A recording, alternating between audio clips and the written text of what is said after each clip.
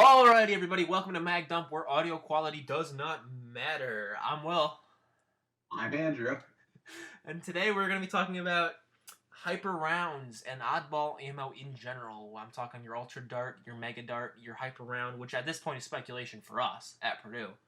I'm talking your short dart, all the weird kinds of ammo that you don't traditionally see run by the masses.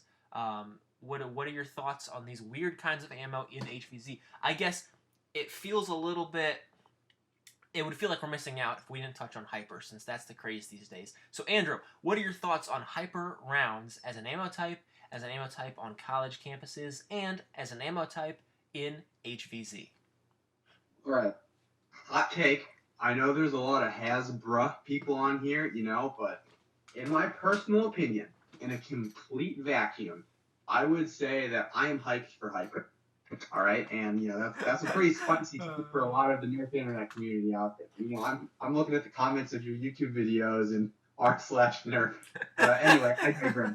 So I think that hyper has the potential to be everything Rival is, but better. I mean, currently, what niche does Rival fill? Rival is sort of precise at long range, but I would rather have for full lengths my Adventure Force Wafflehead or literally Hyper Rival in my mind is niche for close quarters, high capacity, fast reloads, and mag dumps. Ding, roll credits. I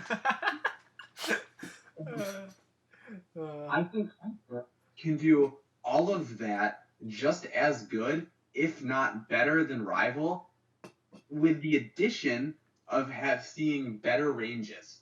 So if you look at a lot of the YouTube videos going around for Hyper, the biggest complaint I see is that Hyper rounds do not fly straight. You see it in Walcomb's review, you see it in Coop's review. Heck, you even see it in like the two people that got it way ahead of time because their Hasbro did nothing wrong sort of types. Not the I think it was like Aaron Esser and some other lady. So not to be mean to them, it's just that's their style and all, and more power to them. But so I think Hyper, that inaccuracy of Hyper, you have to ask yourself, is that indicative of the ammo type or the blasters? And some interesting things that I've seen is I know Drac put out a video of shooting Hyper through a CPVC pipe with a drain blaster, and that thing kind of flew straight as narrow-ish. I mean, it at least flew as straight as Rival. I think, like Out of Darts was saying, if you stick a hop-up tab on there, I think it might just go straight, or at least straight enough to be usable. And even if it doesn't, I think the fact that you can fit 4 Hyper rounds where 1 Rival round would just makes the whole 1 mag, 1 tag sort of deal up. It leans more heavily into that. Like, why would you have a Chronos with 5 rounds when you can have a Hyper Blaster with 40? That's just my thoughts. In a complete vacuum, I think Hyper is going to be really cool. And I think it's going to be fun to play with once the modding community, fools around with it. Kind of like what happened to Rival. Now, that being said, as a former moderator and as a person that likes clean campuses and not trashing the environment or choking small animals, I think Hyper is a complete disaster. I, as a moderator, would not want to see it on my campus purely because those balls are tiny. They're going to go into sewage pipes. They're going to go into grates. They're going to get lost in the tall grass. They're going to get lost in bushes. And no one's ever going to be able to find them. Yeah, I know they're day glow, but day glow only goes so far when your ball's, like, tiny. And I think that's going to be a pretty big problem for college clubs especially, or even clubs that play at public parks, because, the ammo's expensive, you're going to lose it. You're shooting, 25 cents every second? Something ridiculous like that. And 2, you're going to be littering like no other. At least when you don't pick up your Rival rounds or your foam darts, they sort of disintegrate after they get hit by the lawnmower a couple times. Hyper's not going to do that, so it's just always going to be there, which I find a bummer. And the biggest problem I have with that is, as a moderator, I loved being able to tell players that they can use any ammo they can find on like a Walmart shelf. If you see a blaster on a Walmart shelf, you can use it. And now I'm afraid that that's not going to be the case. And I would be incredibly bummed if I have to ban somebody's like Hyper Rush or whatever the Hyper Blaster is called. I would feel so bad if I had to ban their new toy because it shoots Hyper, and they just didn't know. So what do you think, Will? Okay, you make a lot of good points, a lot of good touch points there. I think you talked about how easy it is to lose, and I think that it's not just that the rounds are small, but it's the fact that the ammo itself super lends itself to as we talked about, high capacity spray and pray. So it's not just that your rounds are half the size of a standard round, it's the fact that people using them are going to be shooting clouds of them, right? Yeah. You don't buy a Hyper Blaster because you have a 6-round sniper magazine. You buy it so you can fit, 3,000 in there or whatever. And I might be a little biased. I'm looking over at my giant cheese ball jug full of Rival right now. And so, there's a little part of me that's like, I really don't want this to catch on because I'm so invested in that ecosystem. I think your points about it being a good ammo type are very apt. I'm a little bit scared for the future of Rival. I'm hoping we'll see some sales on Rival ammo. Yeah, I'm going to be frank. I think Rival's toast. At least from official Hasbro. But as well as we're talking about as far as littering goes, yeah, I've been on the receiving end of the don't litter slap from the university, and I can't see myself as a current moderator advocating for this on campus in any way, shape, or form, which is a bummer because, go to the store, buy a blaster, you're good to play. You can't say that anymore. You have to say, go to the store, buy a blaster, as long as it doesn't shoot this, you're good to play, which is kind of disappointing. But it's not the first time we at Purdue have done this. You probably remember this more than me. Rival was actually banned at the university for the first year of its existence, right? 2015 to 2016? Or is it 2016 to 2017?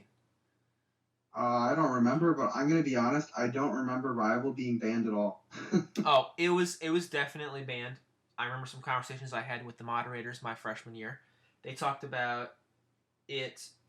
Well, I had an Apollo. That's what it was. I had thrifted this Apollo for $3 because I was like, you know what, I'll try it for $3, and it was freaking amazing. Blew all of my elite stuff out of the water, and I asked around, and then it was hella banned.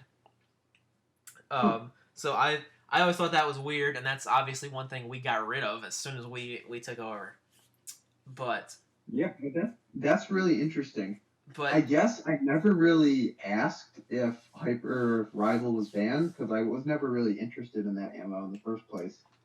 And I guess I figured that nobody really, I guess I figured nobody wanted to run it, not that nobody could run it. But I do have an interesting anecdote, that sort of style.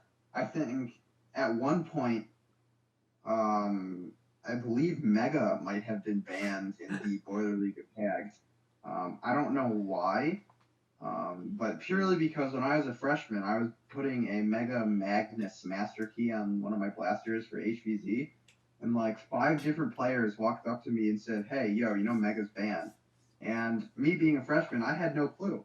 It's not like they had a ban list, laying around that I could look at. I'm sure they did have rules. I just didn't know where they were.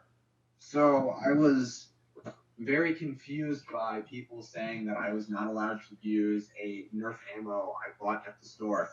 And bringing that back full circle, I think that's why Hyper is such a bummer, is that, we just got rid of, with you now being able to buy half darts on the shelf, our club, and probably a lot of clubs, just got rid of the whole ban on half darts because now everyone can get them at Walmart.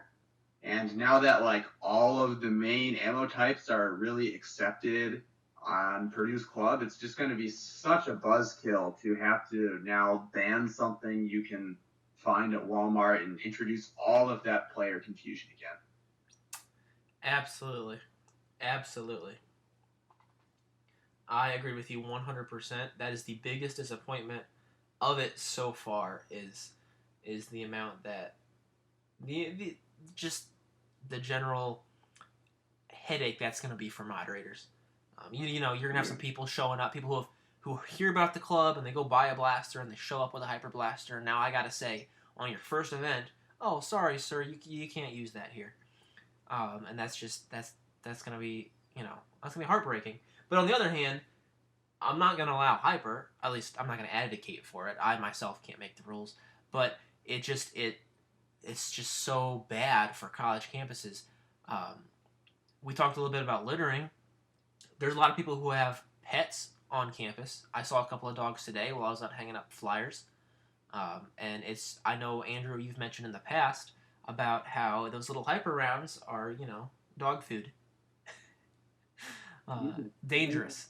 For that. I don't think it's far out of the realm of possibility that some grad students out walking their dog on campus, or like a law student, their dog sees the hyper round that's just laying on the ground because someone was playing, you know, you were playing HVZ late, didn't quite get to the dart sweep, or because hyper's so small, you didn't see it while you were dart sweeping in the dark. Dog says, oh, look, a toy. They pick it up, they choke on it, their dog's dead, your club's getting sued, and now no HVZ in campus anymore. Right. Yeah, right, exactly. And like that's... Think about how many darts we lose down the engineering fountain grate. And those are, you know, 50 cal full-length foam darts that just get stomped down there, and they don't even fit normally. And we lost enough that we had to actually go talk to somebody about that. They were very cool. Purdue, huge shout-out to Purdue University's groundskeeping and maintenance staff on behalf of the Boilerlake Attack. But, like, those little rounds are going to get everywhere. Pipes, sewers, grates. It's just not a good idea. And that's the biggest disappointment about that. Yeah, Hasbro, if you're listening, please make biodegradable hyper rounds. That'd be kind of cool. Okay, let's explore that hypothetical. Let's say that hyper rounds are now biodegradable. What are your thoughts? Best ammo of all time now? What are your thoughts? I don't know. I don't think I have enough information to determine if they're the best ammo of all time. I think, assuming this biodegradable hyper round had the same properties of a normal hyper round, right? I think we would have to wait and see how well hyper works out of a high-powered Springer or very high-powered flywheel platform. If I can hit like trash can lid-sized groupings at 100 feet, I don't see why I would ever not run it. You know? Right. Yeah. And with them, unless it's an extremely ammo-limited environment like Ion Rush. But other than that, I think in that scenario, not saying it's going to happen, but in that scenario, I think Hyper would be very competitive at the least. The only other thing you have to think about is, I mean, this is a fun math problem. So, Will, how much does one hyper round cost? Oh, it's right now, as far as, you know, I mean, they're not on shelves yet, but right now it's something like, what is it, 100 for $20? 100 for $20. Okay, so let's go to our calculator, right? So if we have 100 hyper rounds divided by $20, that means that you're getting 5 hyper rounds per dollar. So what? Each hyper round costs 25 cents, something crazy like that? That sound about right? Yeah, no, that sounds right. All right, so now imagine you're putting you just got a new proton pack, and you retrofitted the feeder and the flywheels to shoot hyper. Because I'm being honest, that's the first thing I thought of when I saw hyper. Proton pack with like 4,000 rounds of ammo. So let's take the Out of Darts proton pack. How many rounds does it hold? Oh gosh, I don't know. But I can tell you that the one we have on campus, made by one of our community members, holds 1,200 rounds. Holy crap. Okay. 1,200 rival rounds, right? Now we're going to say hyper rounds, we're going to be generous and say it's only 3 times more space efficient than rival, even though Hasbro claims it's 4. So multiply that by 3. You're looking at 3,600 Hyper rounds, which 1 is frankly incredible, and I would love to run that. 2, 3,600 Hyper rounds at 25 cents a round. I just want you to take a guess. How much money is it going to take to fill that proton pack? Well, I don't have to guess if I can just divide it by 4. But I can't because I'm a liberal arts student, so we're going to say... I don't know, $1,000? Close. $900 to fill a proton pack with Hyper. That is ridiculous. That is, viewers, that is not the Out of Darts Proton Pack, just to clarify. That is a local one built by one of our community members. I don't actually know the Out of Darts stats. But also, Andrew, you're assuming Hasbro pre-release prices. I'm certain we'll get a knockoff, your knockoff foam ball from All right, let's be Amazon. generous. Let's go down to 10. Let's go down to 15 cents per biodegradable round. Okay, again, $540 to fill your proton pack full of Hyper rounds. And you are not getting those back if they're biodegradable, right? Oh well, yeah. That's the whole thought process. Is the only way they would be acceptable on a campus like ours is if the problem of ammo collection was removed through a biodegradable. I just want to make that very clear for our listeners. When we talk about this, it's purely hypothetical. It's saying that's the only problem we have. And in that hypothetical, that $540 you're filling up your proton pack for with Hyper rounds, you're not getting those rounds back. That's $540 every single game week, assuming you shoot through your entire pack. So you have 2 game weeks a year. Let's say you're on for 4 years. You're spending 2 game weeks a year times 4 years times $540. You are spending almost $4,500 on ammunition during the course of your college career. And that's only for HVZ. We're not counting other off-season events or like capture the flag or stuff like that. That's ridiculous. That is ridiculous. That is ridiculous. And on that ridiculously crazy note, I think it's time to wrap up, Andrew. Yep, you are absolutely right. So speaking of proton packs, next week's episode, we're going to be covering how would you break a game on a college campus or heck anywhere. So if you're excited for that, stay tuned. We're going to be going over that and more next week. This has been Andrew. And this has been Will. And you've been listening to MagDub. MagDub. Mad.